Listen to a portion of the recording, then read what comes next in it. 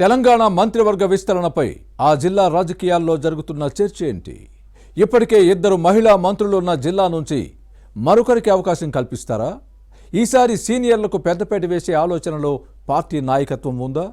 లేదంటే సామాజిక సమీకరణలకు ప్రాధాన్యత ఇస్తారా?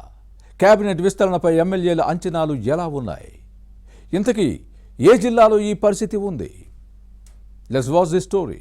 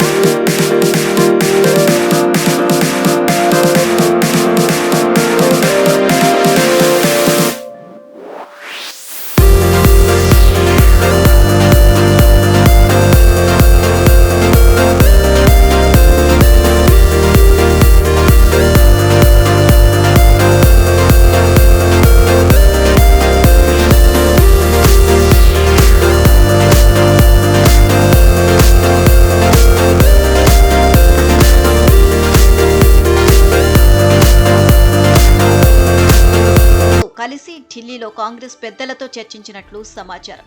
మరో సీనియర్ నేత నర్సంపేట ఎమ్మెల్యే దొంతి మాధవరెడ్డి రేసులో ఉన్నారట. 2014 ఎన్నికల్లో మాధవరెడ్డిని కాదని ఇతరులకు టికెట్ ఇవ్వడంతో ఇండిపెండెంట్ గా పోటీ చేసి విజయం సాధించారు. ఆ తర్వాత కాంగ్రెస్ లోనే కొనసాగారు. అప్పట్లో బీఆర్ఎస్ ప్రలోభాలకు లొంగలేదు. అయితే ముఖ్యమంత్రి రేవంత్ రెడ్డితో ఎమ్మెల్యే మాధవరెడ్డికి సన్నిహిత సంబంధాలు లేవు. సీఎం వరంగల్ జిల్లా పర్యటనకు వచ్చినప్పుడు దూరంగా ఉన్నారు.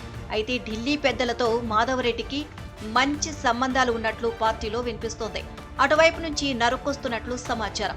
ఆ కోణంలోనే తన పేరు సీల్డ్ కవర్లో వస్తుంది అని మాధవరెడ్డి తన సన్నిహితులతో చెప్పుకుంటున్నారట. వీరితో పాటు సీనియర్ నేతగా ఉన్న పరకాల ఎమ్మెల్యే రేవూరి ప్రకాష్ రెడ్డి కూడా మంత్రి పదవి కోసం ప్రయత్నిస్తున్నారు. తెలుగుదేశం పార్టీలో సుదీర్ఘ కాలం ఎమ్మెల్యేగా పనిచేసిన జీవిత కాలంలో ఒక్కసారైనా మంత్రి కావాలి అన్న కోరిక నెరవేరలేదు. అయితే తనకు ఢిల్లీలో ఉన్న పరిచయాలు, పాత రాజకీయ మిత్రుల ద్వారా కేబినెట్ బెర్త్ కోసం ప్రయత్నిస్తున్నారు అని సమాచారం. అలాగే వరంగల్ పశ్చిమ నియోజకవర్గ ఎమ్మెల్యే నాయిని రాజేందర్ రెడ్డి కూడా రేసులో ఉన్నారు. తొలిసారి శాసనసభ్యుడిగా గెలిచిన కొద్ది కాలంలోనే మంచి పేరు తెచ్చుకున్నారు. వరంగల్ వెస్ట్ స్థానం హనుమకొండ జిల్లాలోకి వస్తుంది. కొత్త జిల్లా ప్రాతిపదికన తనకు అవకాశం ఉంటుందని ఆశాభావంతో ఉన్నారు రాజేందర్ రెడ్డి. ఇక సామాజిక సమీకరణలకు వస్తే మహబూబాబాద్ జిల్లా డోర్నకల్ ఎమ్మెల్యే రామచంద్రు నాయక్ కు అవకాశం ఉండొచ్చు అనే చర్చ సాగుతోంది. ఎస్టీ లంబాడ శాసనసభ్యులకు మంత్రివర్గంలో ప్రాతినిధ్యం లేదు.